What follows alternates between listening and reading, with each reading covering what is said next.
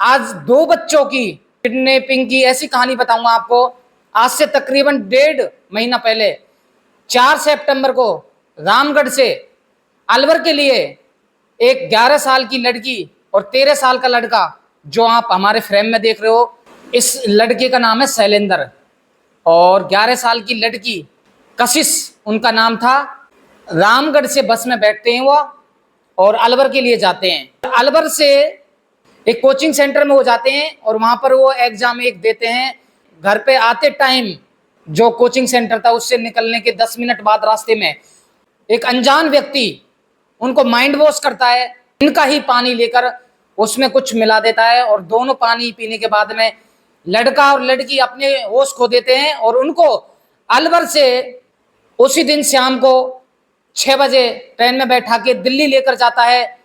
दिल्ली से उनको गाजियाबाद लेके जाता है, गाजियाबाद से उनको पानीपत लेके जाता है, पानीपत से उनको भोपाल लेके जाता है और उनको भोपाल में कैसे पकड़ा जाता है। 4 राज्यों की पुलिस ने कितनी मशक्कत के बाद में 48 घंटे के अंदर दोनों बच्चों को बिल्कुल सुरक्षित कैसे पकड़ा।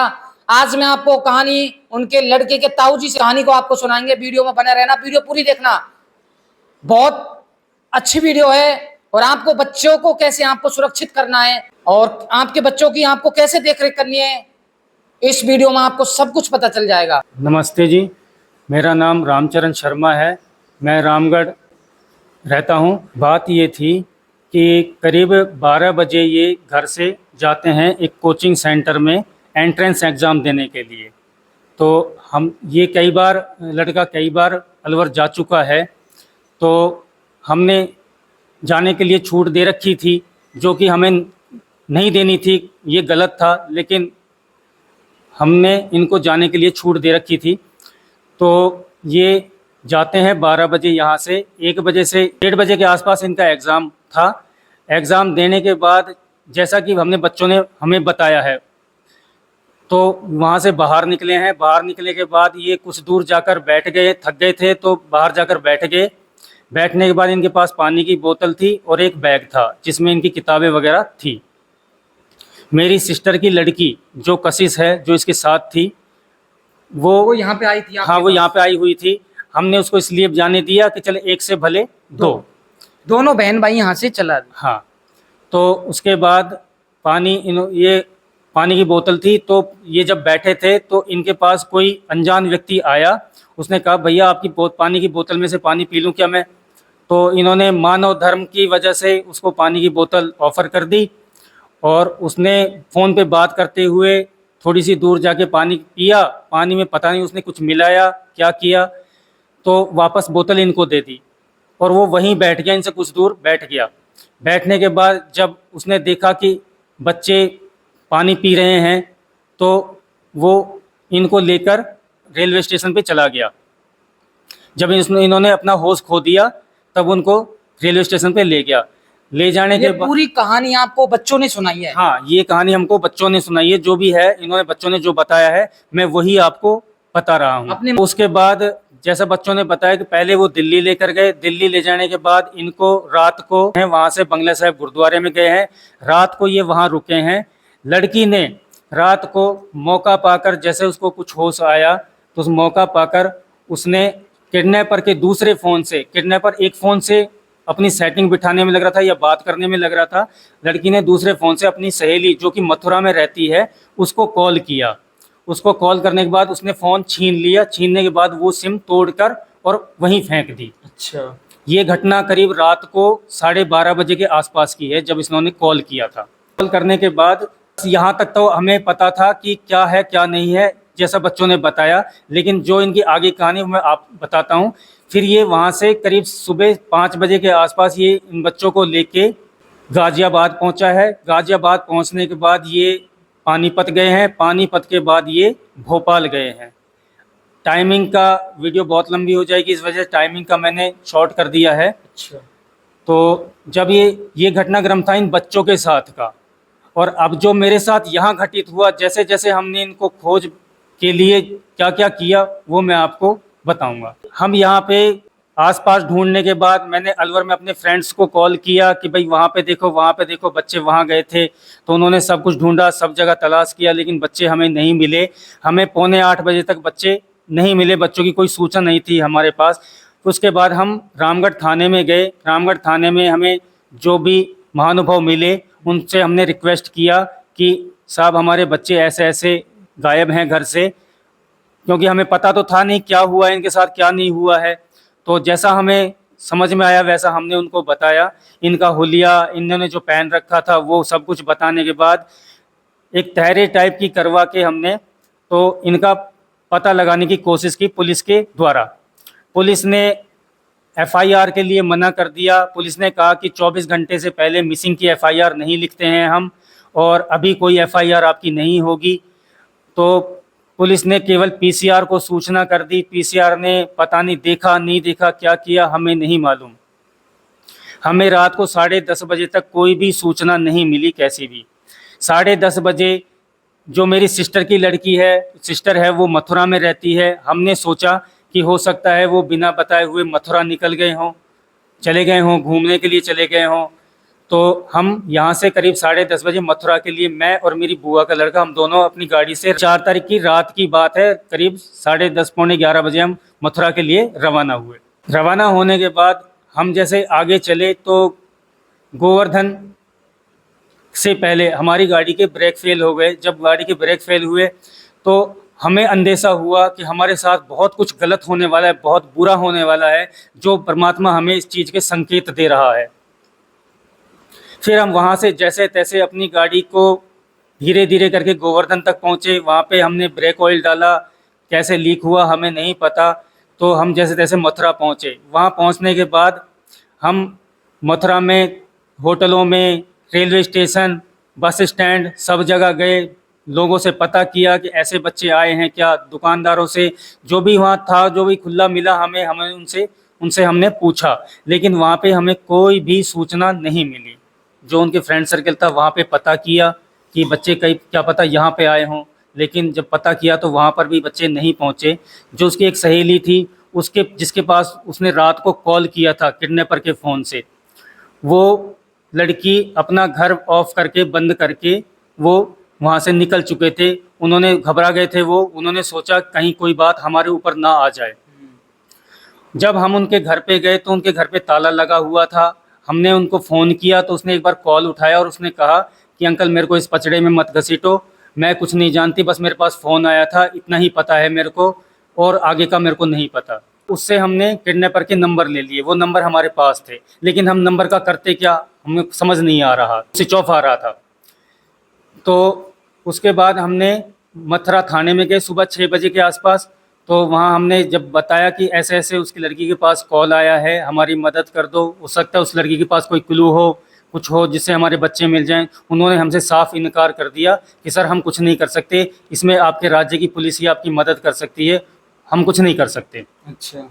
उसके बाद मैंने मेरे भाई को सुबह 6:30 बजे के आसपास रामगढ़ थाने में भेजा, जहां रामगढ़ थाने में वो जाकर उन्होंने कहा कि सर हमारी एफआईआर लिख लो, हमारे साथ किसी पुलिस वाले को मथुरा भेज दो, जिससे वहाँ की पुलिस हमारी मदद कर दे और हमें कुछ पता लग जाए, हमारे बच्चे हमें मिल जाएं। लेकिन रामगढ़ की पुलिस ने साफ इनकार कर दिया कि 4 बजे से पहले, यानी कि 24 घंटे से पहले हम कोई रिपोर्ट नहीं लिख सकते, कोई एफआईआर दर्ज नहीं कर सकते, किडनैपिंग की कोई एफआईआर दर्ज नहीं कर सकते।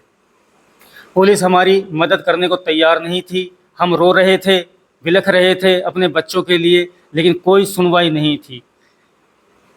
मेरे दोस्त, जो मेरा एक दोस्त है, वो उसकी जानकारी, मेरी जानकारी किसी बड़े राजनेता से भी नहीं थी, किसी पुलिस वाले से भी नहीं थी। एक आम सा दुकानदार, छोटा सा दुकानदार, क्या पहुंच होती है उसकी, कुछ नहीं होती।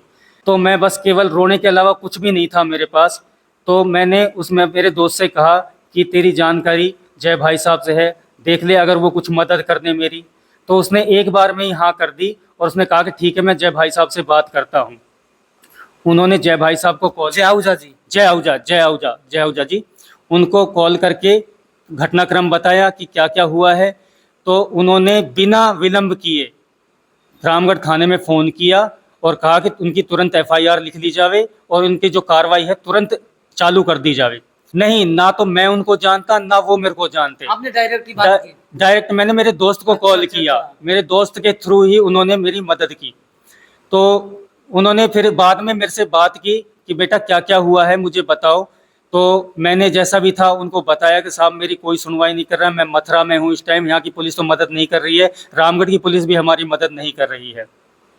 उसके बाद जय आहूजा साहब ने, भाई साहब ने इनको कॉल किया, रामगढ़ थाने में फ़ोन किया। उसके बाद तुरंत ही मेरी एफआईआर लिखी गई, उस घटना के पूरी इसके ऊपर कार्रवाई की गई, इस केस के ऊपर तुरंत आईओ नियुक्त करके मथुरा भेज दिया गया। आपके साथ? हाँ, 12 बजे वो मथुरा पहुँचे। मथुरा पहुँचने के बाद शहर कोतवाली मथुरा में पहुँचे हमारे एएसआई साहब के साथ, आईओ के साथ।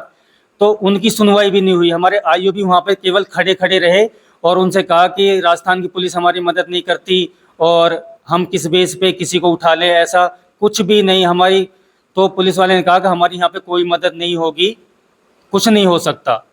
तो मैंने दोबारा से फिर जय भाई साहब को कॉल किया, जय आहूजा जी को कॉल किया, साहब हमारी मदद नहीं हो रही है, मथुरा पुलिस भी हमारी कोई हेल्प नहीं कर रही है।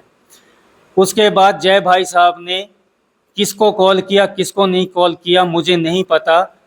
उसके बाद पूरी पुलिस टीम हमारे मथुरा पास, मथुरा की पूरी पुलिस टीम हमारे पास आ गई। डीएसपी साहब मेरे से खुद आके मिले और मथुरा के जो वर्तमान एमएलए श्रीकांत शर्मा जी और जो कि ऊर्जा मंत्री है इस टाइम, उनका मेरे पास 2 बार कॉल आया, उनके पीए का मेरे पास हर घंटे कॉल आता रहा, क्या नहीं रहा। केवल जय भाई साहब के एक कॉल पे तो पूरी पुलिस ने मेरी खूब मदद की। उस लड़की को वो बुलाया, उससे पूछताछ की, वो हमसे सब कुछ बताने के लिए राजी एग्री हुई, केवल जय भाई साहब की वजह से। हाँ, उसके बाद हम 6 तारीख की सुबह में हम दिल्ली चले गए। दिल्ली जाने के बाद हमें वहाँ पर भी कोई हेल्प नहीं मिली, वहाँ की पुलिस भी हमारी कोई मदद नहीं की कि दूसरे राज्य में जाने के बाद कोई किसी की हेल्प नहीं करता। तो वहाँ पे भी मैंने फिर शाम को जय भाई साहब को कॉल किया एक बार कि साहब ऐसी ऐसी बात है। दिल्ली पुलिस भी आपकी मदद नहीं कर रही थी? नहीं, दिल्ली पुलिस ने भी हमारे कोई मदद नहीं की। उसके बाद जय भाई साहब ने किसको कॉल किया मुझे नहीं पता। दिल्ली की पुलिस के जो वहाँ पे एसएचओ थे उनका मेरे पास कॉल आया, तो उन्होंने मेरे को थाने में बुलाया, पूरा घटनाक्रम पूछा, बाद में सारे सीसीटीवी फुटेज मंगवाए, सब कुछ दिखवाया हमको। वहाँ पर हमको गुरुद्वारे में बच्चों की एक झलक मिली। दिल्ली पुलिस ने हमें मना कर दिया था मदद के लिए। उसके बाद तो वो पूरा थाना ही आ गया था वहाँ गुरुद्वारे में, सारा कुछ सीसीटीवी फुटेज वगैरह सब कुछ हमें दिखाई गई और उन्होंने आश्वासन दिया जो वहाँ पे एसएचओ साहब थे कि जैसी भी मदद होगी, अगर मेरे को आपको 3 बजे भी कॉल करना पड़े तो मेरे को करना, मैं आपकी पूरी मदद करूँगा। लेकिन केवल जय भाई साहब के कॉल की वजह से रात को करीब 10:30 पौने 11 के आसपास उस लड़की के पास दोबारा से हमारी भांजी कॉल करती है, उस लड़की को जो के पास जो मथुरा में थी। अच्छा, तो वो भोपाल से फोन करती है? हाँ, वो भोपाल के रेलवे स्टेशन से किसी राहगीर का फ़ोन लेके फ़ोन करती है कि हम ऐसे ऐसे हम भोपाल रेलवे स्टेशन पे हैं, 1 घंटे बाद हम आसाम के लिए हमारी ट्रेन है, आसाम हमको ले जाएंगे ये। हाँ, भोपाल से आसाम के लिए ले जाएंगे और हमें बचा ले। उससे यही कहा कि हमें बचा ले। तो उस लड़की ने उस जो कॉल थी उसकी वीडियो रिकॉर्डिंग करके मथुरा डीएसपी को और हमारे साथ जो एएसआई थे रामगढ़ के उनको भेज दिया। अच्छा, वो और फिर वो जब भेजा तो हमको समझ नहीं आ रहा था कि इसके बाद क्या करना चाहिए, हमें कुछ भी समझ में नहीं आ रहा था। मथुरा डीएसपी ने हमें कुछ कहा कि मैं देखता हूं कि मैं क्या कर सकता हूं, लेकिन रामगढ़ के जो पुलिस वाले हमारे साथ एएसआई गए थे इनके हाथ खड़े कर दिए, क्योंकि इनके हाथ में कुछ नहीं था। ये बोलने लगे कि भाई जितनी देर में मैं इस चीज़ को कर पाऊंगा उतनी देर में वो बच्चे निकल जाएंगे, इसलिए तुम्हें एक बहुत बड़ी ताकत की ज़रूरत है इस चीज़ को भुनाने के लिए, इस मौके को भुनाने के लिए। केवल हमारे पास कितने घंटे का टाइम था? हमारे पास केवल 1 से सवा घंटे का टाइम था, जिसमें 800 किलोमीटर भोपाल पहुंचना हमारे लिए नामुमकिन था। हमने बात की थी हेलीकॉप्टर के लिए, लेकिन हेलीकॉप्टर से भी नहीं पहुंच पाते क्योंकि वो भी 2 से 2 घंटे करीब लेता है और उसके बाद उसका उतरना करना, हमारे पास कुछ भी नहीं था। हम निराश हो चुके थे, बिल्कुल हम बिल्कुल रोने लग गए थे कि हमें बच्चों को मिलने के बाद भी हम उनको नहीं पा सके। हमारे पास जीवन भर का मल आ रहा था। मेरे पास केवल दिमाग में एक ही नाम आया, जय आहूजा जी, जय भाई साहब। मैंने रात को करीब 11:15 बजे जय भाई साहब को कॉल किया। मैं कि भाई साहब ऐसी ऐसी बात है, मथुरा वो बच्चे भोपाल में रेलवे स्टेशन पे हैं और मेरी पहुंच से बिल्कुल बाहर है, आप मेरी मदद कीजिए कुछ भी करके उन बच्चों को। जय भाई साहब ने कहा कि रामचरण मेरे को 10 मिनट दे दे तू बस।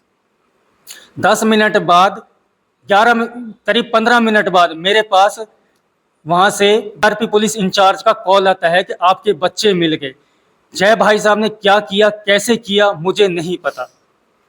अच्छा। इसमें मुख्य भागीदारी जो है वो जय भाई साहब की रही। अगर शायद वो नहीं होते, जय भाई साहब नहीं होते, तो आज हमारे बीच में हमारे बच्चे नहीं होते। बच्चों को लेने के लिए 7 तारीख की सुबह में करीब 9:30 बजे यहाँ से निकले, रामगढ़ से निकले, और हम करीब रात को 2:30 बजे वहाँ पहुँचे, भोपाल पहुँचे। वहाँ पे जीआरपी के जो इंचार्ज थे उन्होंने हमारा अच्छी तरह स्वागत किया, हमें रहने के लिए एक रूम दिया और हमें सुबह तक आराम करने के लिए कहा। सुबह क्या है कि उनके जो CWC होता है वहाँ के जो इंचार्ज थे उनका पैर फ्रैक्चर था, वो 3-4 दिन से छुट्टी पर थे। तो वो बोलने लगे कि वो जब आएंगे तब जाके आपका काम होगा। लेकिन फिर जय भाई साहब ने उनको कॉल करके, वहाँ पे भोपाल में कॉल करके किसको बोला, तो जो ऑफिस 10 बजे खुलने थे वो ऑफिस हमारी वजह से सुबह 7 बजे खुल गए। और जो बंदा था वो कार में बैठ के, जो इंचार्ज था वहाँ का CWC का, वो 7 बजे ही वहाँ ऑफिस पहुँच चुका था। आधे घंटे 1 घंटे के अंदर सारी कागजी कार्रवाई पूरी करके हमें हमारे बच्चे सौंप दिए गए। करीब वहाँ से 8:30 पौने 9 बजे हम वहाँ से अपने राजस्थान के लिए रवाना हो गए। मैं तो ये कहता हूँ कि किसी ने, अगर हम सब जानते हैं कि परमात्मा ऊपर रहता है, लेकिन उसका रूप अगर है परमात्मा का तो वो नीचे है। मेरे लिए और जिनकी उन्होंने मदद की है उनके लिए परमात्मा का रूप है जय आहूजा भाई साहब। क्योंकि जब आदमी दिल से दुआ देता है ना किसी को, तो उसकी दुआ बिल्कुल दिल से ही निकलती है। तो जो मेरी मदद एक रामगढ़ का थाना नहीं कर रहा था, उसके बाद 4-4 राज्यों की पुलिस ने मेरा भरपूर साथ दिया। छोटा पुलिसकर्मी नहीं, SP DSP तक ने मेरा साथ दिया, वो केवल जय भाई साहब की वजह से, जय आहूजा भाई साहब की वजह से। क्योंकि कहते हैं कि परमात्मा ऊपर है, किसी ने देखा, लेकिन मैंने जिनको देखा है ना, वो मेरे लिए जय आहूजा भाई साहब परमात्मा से कम नहीं है। उन्होंने हमारा भविष्य को लौटाने में हमारी जितनी मदद की है, और मैं जितना भी उनका धन्यवाद करूं वो शायद कम होगा। शब्दों में उनका धन्यवाद करना मेरे लिए बहुत कठिन है, नामुमकिन है। शब्दों में मैं उनका धन्यवाद नहीं कर सकता। अगर मैं अपने शरीर के खाल की जूती भी उनको पहना दूं तो भी मैं उनका ये ऋण नहीं चुका सकता जो उन्होंने मेरे साथ किया है। मैं उनको जानता तक नहीं था, ना पहचानता था, ना वो मेरे को जानते थे। एक अनजान की, एक छोटे से आम आदमी की मदद करना बहुत बड़ी बात है। और जैसा कि मैंने कल सुना कि जय भाई साहब को टिकट ना मिलके किसी और को टिकट मिला, तो उससे मैं इतना आहत हुआ, मेरा मन रोया कि ऐसे कोहिनूर को, ऐसे हीरे को अगर रामगढ़ खो देगा तो इस रामगढ़ का दुर्भाग्य होगा। और ऐसे अगर कोहिनूर को कोई पार्टी खोती है तो उस पार्टी का दुर्भाग्य होगा। क्योंकि वो कहते हैं ना कि एक राजा होता है जो प्रजा का ध्यान रखता है, वो राजा की छवि जय भाई साहब में पूरी तरह दिखाई देती है। मैंने बाद में जब लोगों से सुना कि ये इतने मददगार हैं कि कोई अगर इनके फ़ोन भी कर दे, एक फ़ोन पे भी रात को 2 बजे ये चल देते हैं। और ये मैंने अपने आंखों से, मैं प्रत्यक्षदर्शी हूँ इस चीज़ का। मैंने रात को 3-3 बजे भी कॉल किया है इनको, तो एक बार में ही कॉल उठाया है मेरा, और मेरे को पूरा का पूरा रेस्पॉन्स दिया है। ऐसे अगर कोहिनूर को कोई खोता है तो सबसे बड़ा दुर्भाग्य होगा।